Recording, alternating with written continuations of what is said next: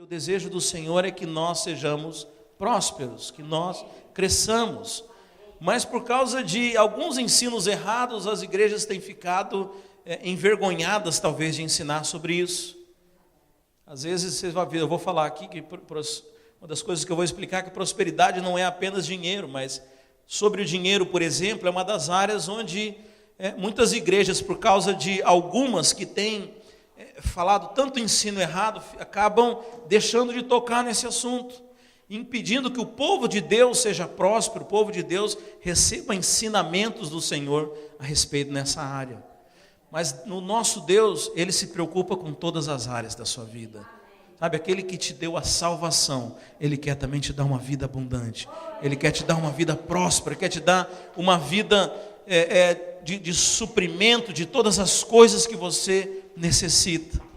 Por isso a palavra do Senhor não se importa apenas com a nossa salvação.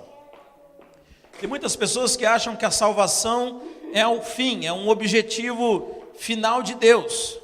Mas se fosse assim, uma vez que você aceitou Jesus e se tornou salvo, você podia simplesmente falar: Senhor, me leva para a glória agora. Não é isso? Mas alguém fez essa oração? Senhor, estou salvo, posso ir embora já? Tchau, muito obrigado e deixa eu ir embora. Não, deixa eu te explicar. A salvação é apenas o princípio de algo que Deus vai fazer na sua vida. A salvação, ela é a porta de entrada do reino dos céus. Mas é importante que você cresça, que você aprenda e que você viva aquilo que Deus quer que você viva nessa terra. Sabe, a salvação, ela é apenas uma correção de rota. Eu sei que talvez para alguns que estejam ouvindo isso pela primeira vez, vão achar isso estranho, mas deixa eu explicar. O homem não foi criado para cair no pecado. O homem foi criado perfeito. A queda do homem no pecado foi uma decisão pessoal dele. E por conta dessa decisão, Deus agora precisava redimir o homem através do sangue de Cristo. E isso é a salvação, mas a salvação não fazia parte dos planos originais do Senhor. Deus tem um projeto para a humanidade, tem um projeto para o homem redimido. Eu uso como um exemplo, por exemplo, vamos supor que você arruma o seu filho para poder ir no shopping center. E aí você se descuida, vai fazer alguma coisa, o seu filho foi lá e se sujou na lama. Agora o seu filho pode ir no shopping sujo de lama? Não. Então você precisa dar um banho e trocar ele. Então, uma vez que ele toma o banho e se troca, agora ele está apto a cumprir o seu objetivo inicial, que era ir ao shopping.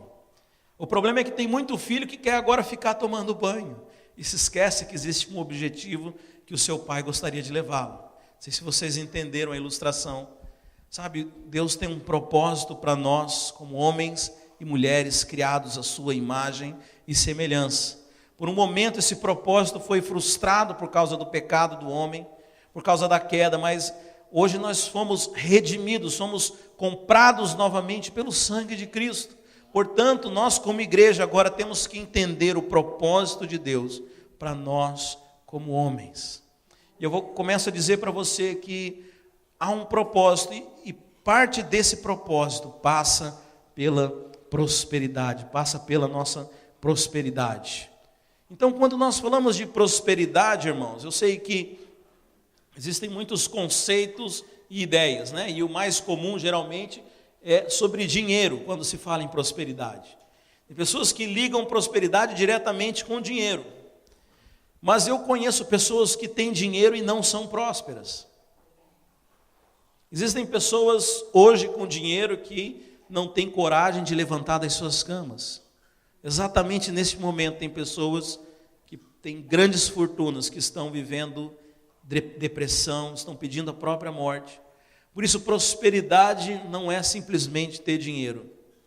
Mas também, outra coisa que a gente relaciona, uma pessoa próspera, pessoa de sucesso aos olhos humanos, uma pessoa bem-sucedida, que é famosa, que tem títulos, mas, igualmente, eu posso dizer para você que somente o sucesso não é prosperidade. Somente o sucesso não é suficiente. Prosperidade, irmãos, está muito mais relacionado com desenvolvimento, com crescimento. Então você pode ser uma pessoa com pouco dinheiro, e eu conheci pessoas assim, que têm pouco dinheiro, mas são prósperas. São pessoas que estão avançando, que estão crescendo. Prosperidade está relacionada com progresso, com aquilo que você, com um avanço. E você sabe, o projeto de Deus para nós, se você olhar nas primeiras páginas da sua Bíblia, lá em Gênesis 1, no verso 28, a Bíblia fala que o Senhor abençoou o homem e disse para que ele crescesse, para que ele multiplicasse e para que ele dominasse. Então, prosperidade faz parte da bênção de Deus. Uma pessoa que é próspera é uma pessoa que tem a bênção do Senhor. Se você olhar no Velho Testamento, todos os grandes homens de Deus, eles eram muito prósperos. Eles prosperaram tremendamente, porque prosperidade bíblica está relacionada à bênção do Senhor. Então deixa eu falar uma coisa para você. O Senhor quer que você seja próspero. O plano do Senhor para nós é um plano de prosperidade. Deus criou o homem para prosperar. As primeiras palavras que o Senhor fala ao homem é para que ele crescesse, ou seja, que ele se desenvolvesse, mas para que ele se multiplicasse, para que ele dominasse.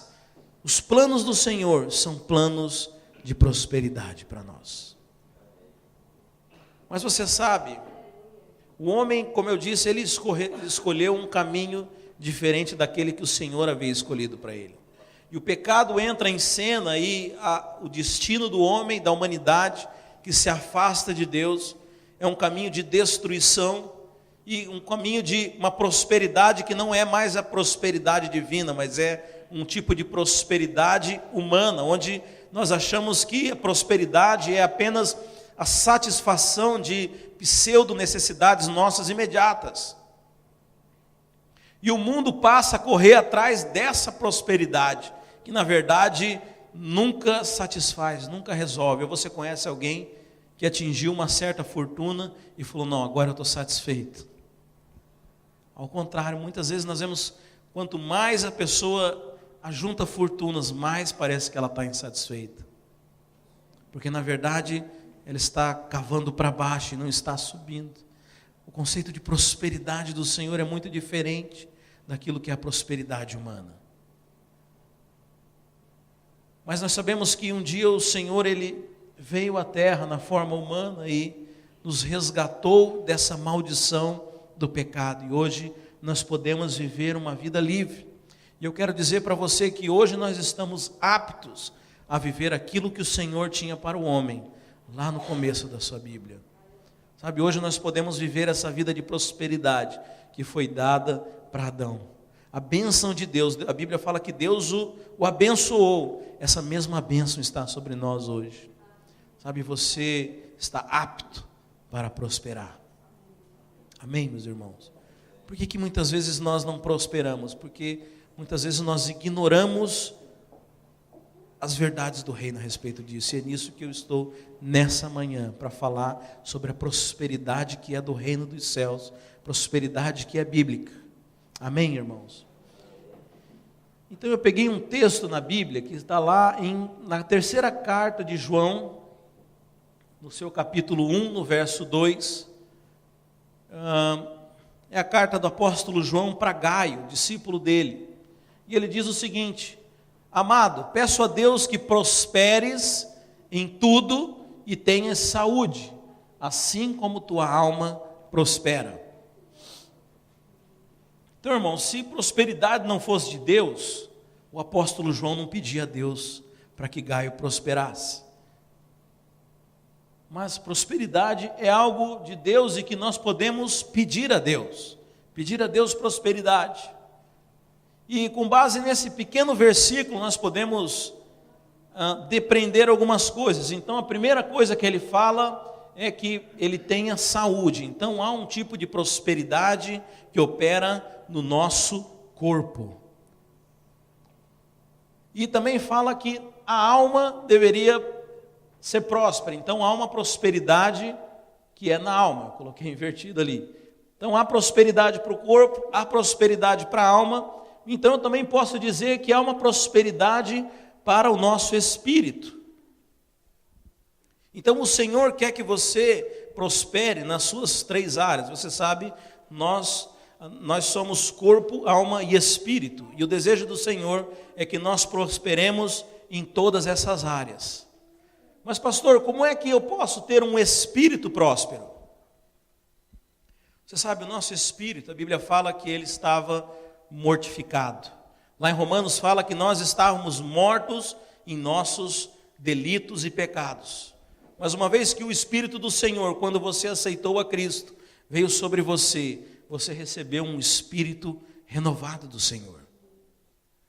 O problema é que muitos crentes ainda ignoram essa nova realidade espiritual, que é um espírito recriado, onde o Espírito de Deus habita dentro de nós.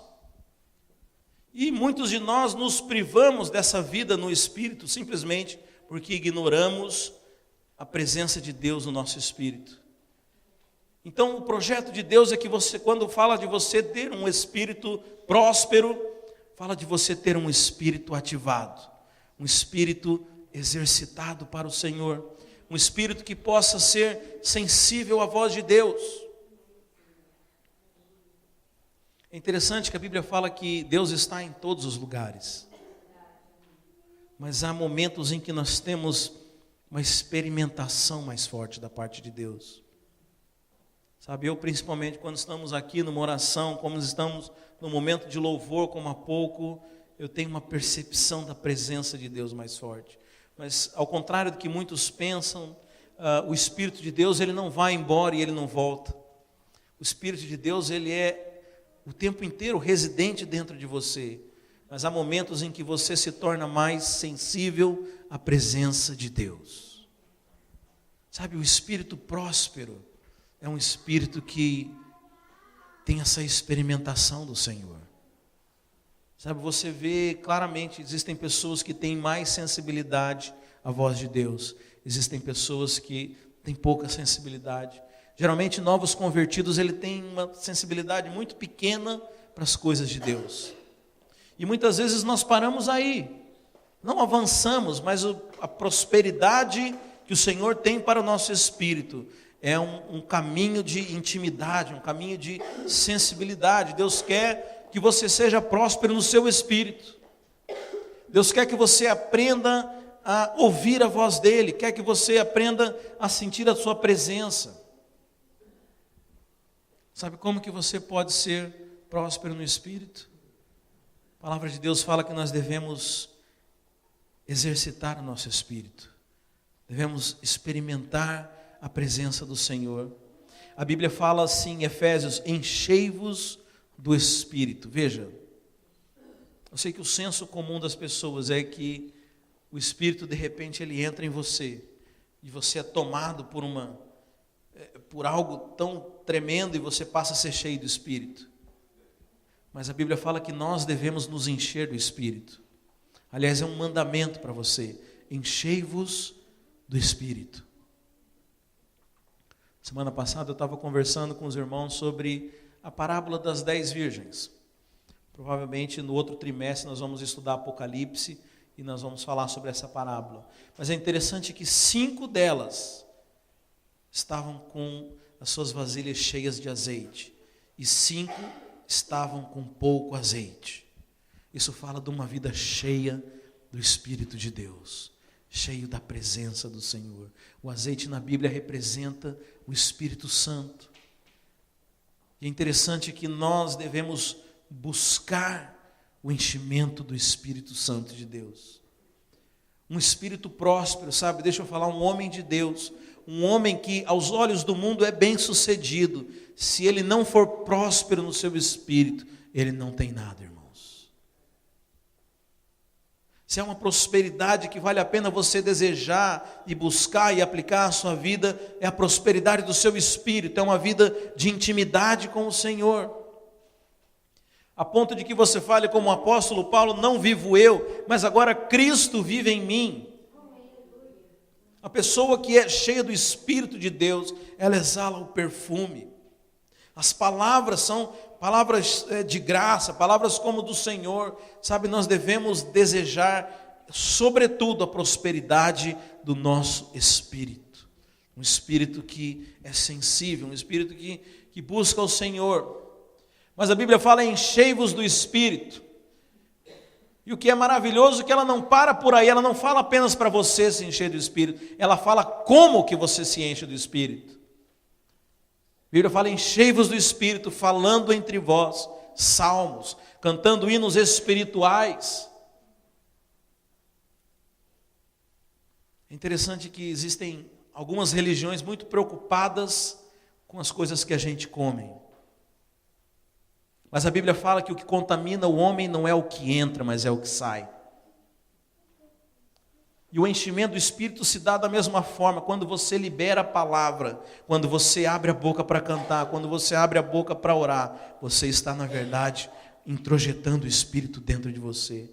Você está se alimentando de algo espiritual. Portanto, a maneira de se alimentar na Bíblia não é colocando coisas, mas é liberando palavras.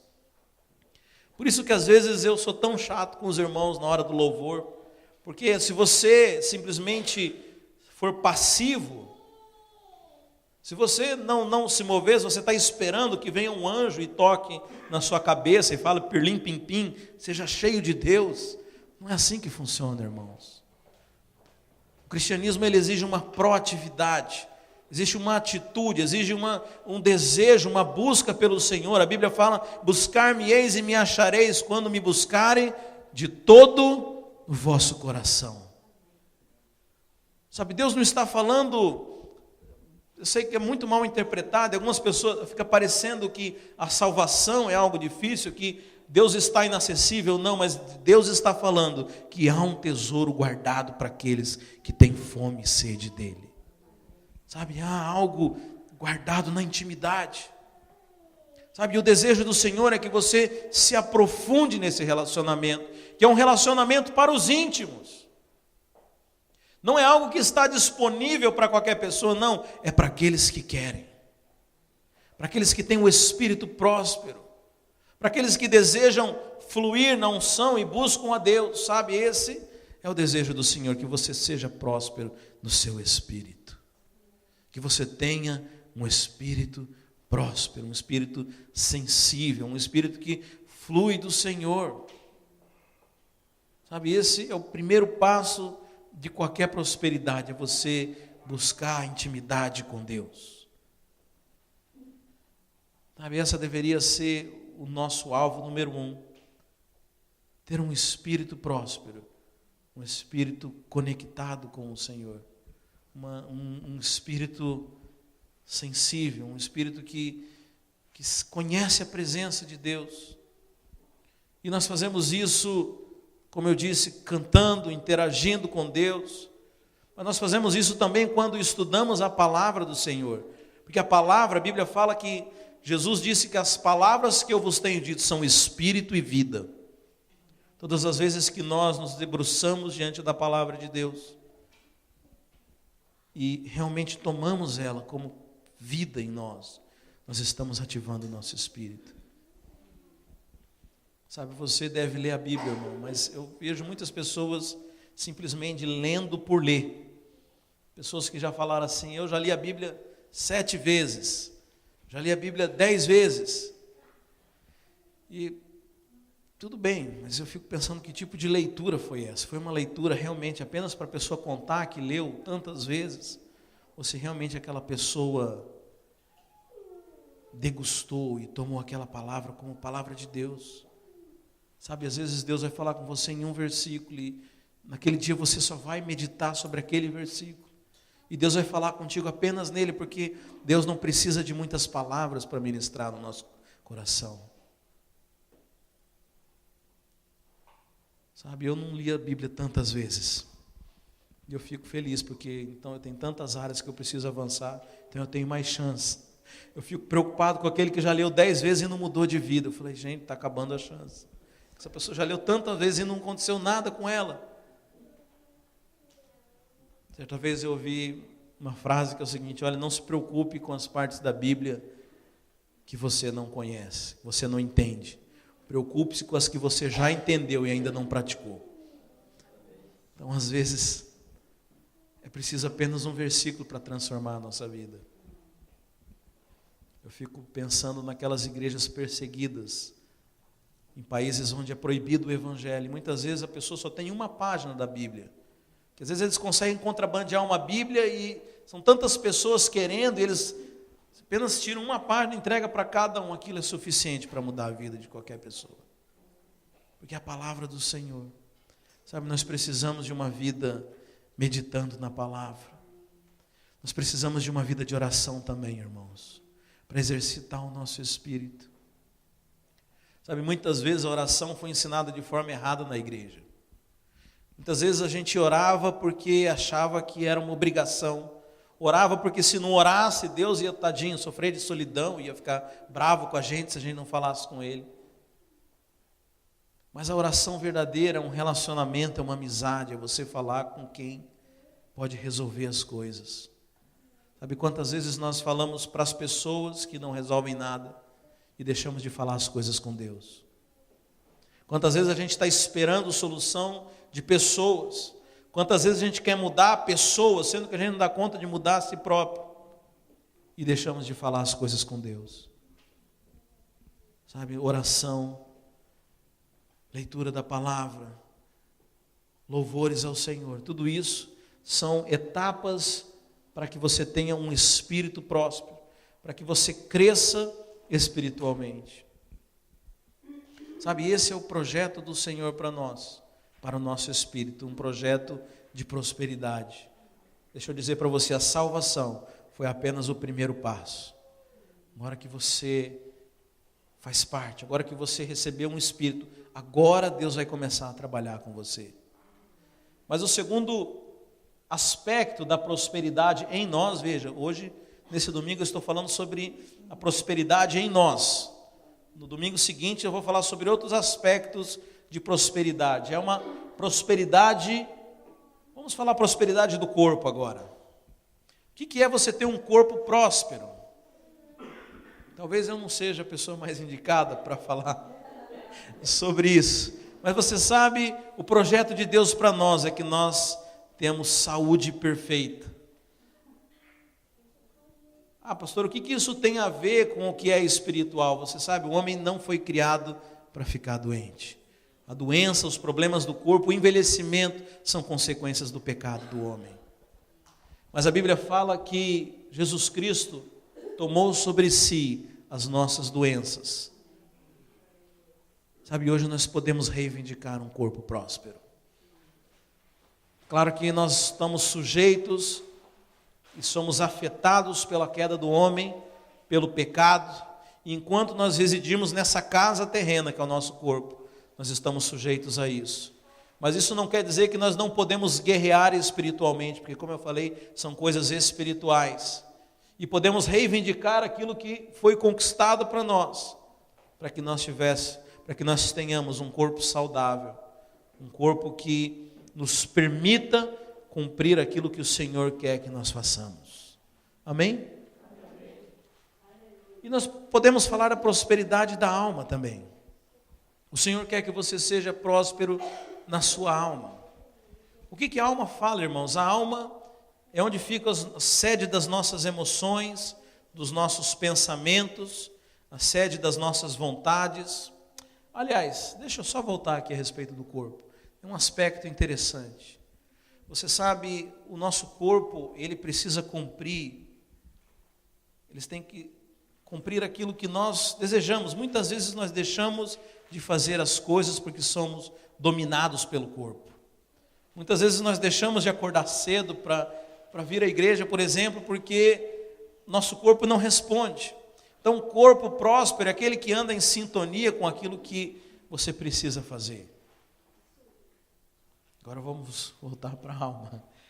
A alma próspera, irmãos, é uma alma renovada, uma alma transformada. Assim como o corpo, que foi afetado pelo pecado, assim como o seu espírito, que quando o homem pecou foi mortificado, a sua alma também foi afetada pelo pecado. E hoje, muitos de nós, aliás, todos nós, precisamos renovar a nossa alma. Aliás, deixa eu avançar para esse slide aqui, para falar sobre você. O espírito, ele foi recriado, nós nascemos de novo. e recebemos um novo espírito, mas o desejo do Senhor para nossa alma é que nós sejamos transformados pela renovação da nossa mente.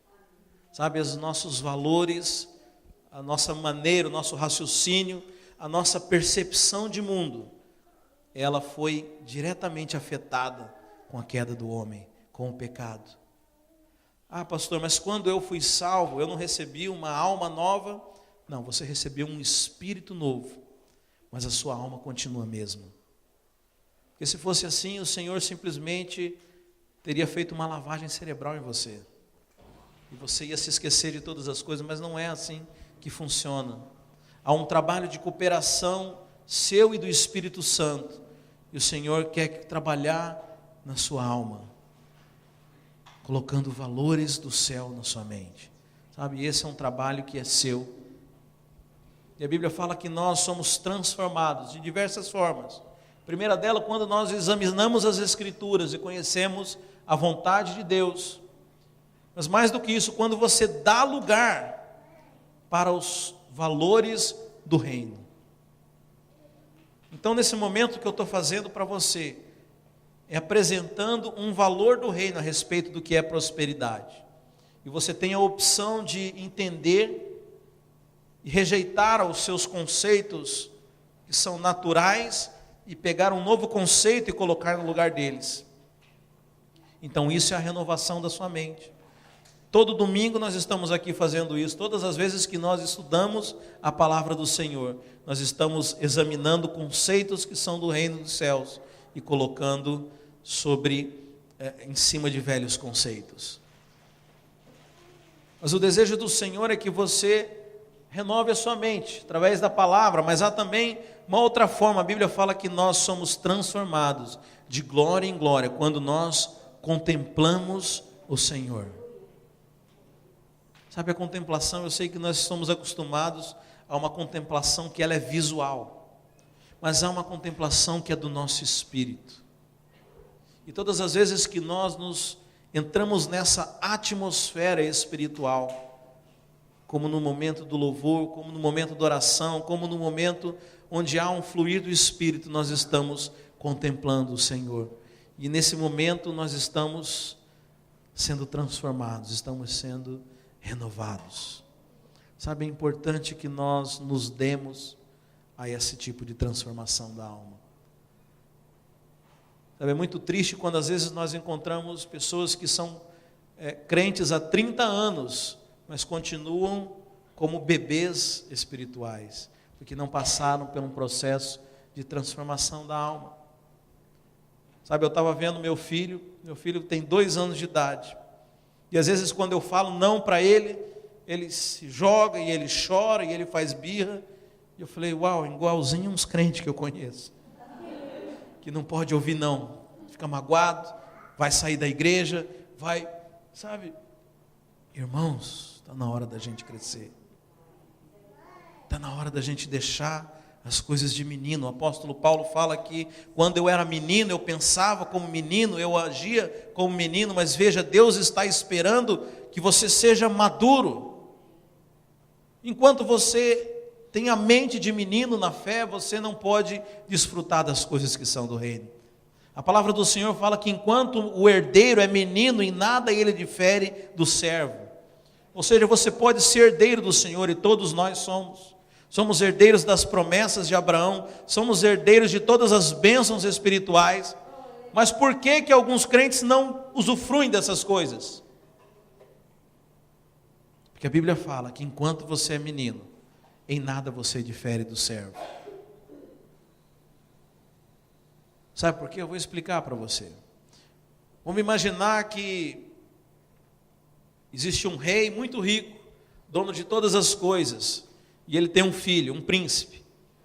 E esse menino está com mais ou menos 5 anos de idade, ele é um menino, o príncipe. E o rei morre. E esse príncipe passa a ser rei. Acho que isso já aconteceu, inclusive, na história. Só que com 5 anos de idade, essa criança não pode fazer muita coisa. Então eles vão lá e colocam um servo, um tutor, para poder cuidar dessa criança. Então a criança, ela vai jantar a hora que o tutor mandar. Essa criança ela vai nos lugares que o tutor quiser levar. Essa criança vai tomar banho na hora que o tutor mandar. Então ela é dona de tudo, ela é o rei, mas precisa se submeter a um servo. Então o apóstolo Paulo fala que enquanto o herdeiro é menino, em nada ele difere do servo. Ele é como um servo, porque ele está limitado. Só que o apóstolo Paulo está falando isso para mim e para você. Muitos de nós não governamos, somos servos, porque somos meninos ainda. Você sabe porque a idade cronológica não significa maturidade cristã. Você pode ter 2, 3 anos de conversão e ser alguém maduro. Você pode ter 20, 30 anos como crente e não ser maduro. Depende de você crescer. E é interessante que o projeto do Senhor para a sua igreja é um projeto com pessoas maduras. Porque enquanto nós formos servos, nós não podemos fazer as coisas, nós não podemos exercer o governo, nós não podemos exercer domínio e fazer aquilo que o Senhor quer que nós façamos como igreja. Simplesmente porque nós não nos damos a um tratamento de alma. Não permitimos que o Senhor substitua os nossos valores de meninos por valores de pessoas maduras, pessoas que têm as marcas do reino do Senhor. E é interessante que a palavra do Senhor fala que até hoje, toda a criação, ela geme na expectativa da manifestação dos filhos de Deus. Agora, se você for nos originais, você vai ver que essa palavra filho, que foi traduzida como filho para nós, no original haviam 2 palavras que designavam filhos. Existia uma palavra para filhos pequenos e outras para filhos maduros. A palavra lá é dos filhos maduros. A Bíblia fala que toda a criação, não apenas os homens, mas toda a criação, ela geme na expectativa da manifestação dos filhos maduros do Senhor. Sabe por quê? Porque o dia que os filhos maduros se manifestarem, aquela profecia de Isaías vai se cumprir. Ele me ungiu para pregoar liberdade aos cativos, para desfazer as obras do inimigo. Sabe por que a igreja não tem feito isso, irmãos? Porque nós não estamos maduros o suficiente. Quanto mais maduros nós nos tornamos, mais governo nós exercemos. Sabe, a prosperidade do Senhor que Ele tem para a sua alma é para que você se torne alguém maduro. Mas eu queria então fechar esses 3 aspectos da prosperidade em nós: prosperidade do corpo, prosperidade na alma e prosperidade no espírito, dizendo que hoje o caminho está aberto para nós por causa da cruz de Cristo. Porque Cristo morreu, a Bíblia fala que hoje nós somos nascidos do Espírito. Nós nascemos de novo quando nós nascemos, porque Cristo agora nos gerou, e Ele não é mais um unigênito do Pai, Ele é o primogênito, Ele é apenas o primeiro de muitos. Sabe, Cristo morreu e hoje nós podemos ter um espírito recriado. E o que eu posso dizer é que você não viva ignorando o seu espírito recriado. Não viva ignorando essa realidade espiritual. Sabe, o problema é que muitos de nós, quando nós nos convertemos, já numa certa idade, nós já aprendemos a viver ignorando o nosso próprio espírito. Mas a Bíblia quer que nós sejamos espirituais. Nós vivamos a plenitude do Espírito. A Bíblia fala: aquele que te deu o Espírito também governe a sua vida. Sabe, essa é a prosperidade no Espírito. Mas a Bíblia fala também que a cruz de Cristo, ela nos abre o caminho para uma renovação, para que nós possamos acessar diretamente ao Pai e sejamos transformados. E por fim a Bíblia fala que Jesus levou sobre si as nossas enfermidades, para que nós pudéssemos ter um corpo livre de enfermidades, um corpo próspero. Por isso então eu queria que nessa manhã nós vamos fazer isso aqui, que é uma simbologia que todos os cristãos, em todas as épocas, eles fizeram isso. Jesus Cristo falou que quando nós nos reuníssemos, nós devíamos anunciar a sua morte até que ele viesse, anunciar o seu sacrifício, anunciar o seu corpo que foi pregado na cruz e anunciasse o seu sangue que foi derramado para que houvesse uma nova aliança. Você sabe, o homem, quando ele pecou, haviam dois aspectos. Deus havia dado uma ordem para o homem, para que ele não comesse de um fruto, de uma árvore, do conhecimento do bem e do mal. Então o homem, ele transgride uma ordem do Senhor, ele transgride uma ordem de Deus. E a partir desse momento, como transgressor, ele tem uma dívida, como um condenado, um criminoso que infringe uma regra, infringe uma lei, ele precisa pagar por uma pena. Mas há um outro problema também. Ele não apenas transgride a ordem de Deus, mas ele coloca dentro de si o veneno do pecado. É como se você tivesse um filho pequeno e falasse para ele, olha, não tome isso aqui que é veneno. E ele vai lá e toma aquilo. Você tem um duplo problema, porque ele não apenas desrespeitou você, mas ele também agora possui um veneno dentro dele. Então a Bíblia fala que através do corpo de Cristo, que foi partido por nós, Jesus nos livrou da maldição do pecado. Sabe, havia uma maldição sobre nós, porque nós tínhamos o pecado dentro de nós, mas pelo sangue de Cristo, Deus também resolve o problema com Deus. Ele estabelece uma nova aliança, uma aliança agora que é no sangue de Cristo. E por isso hoje nós somos aceitos diante de Deus, por causa do sangue do Cordeiro.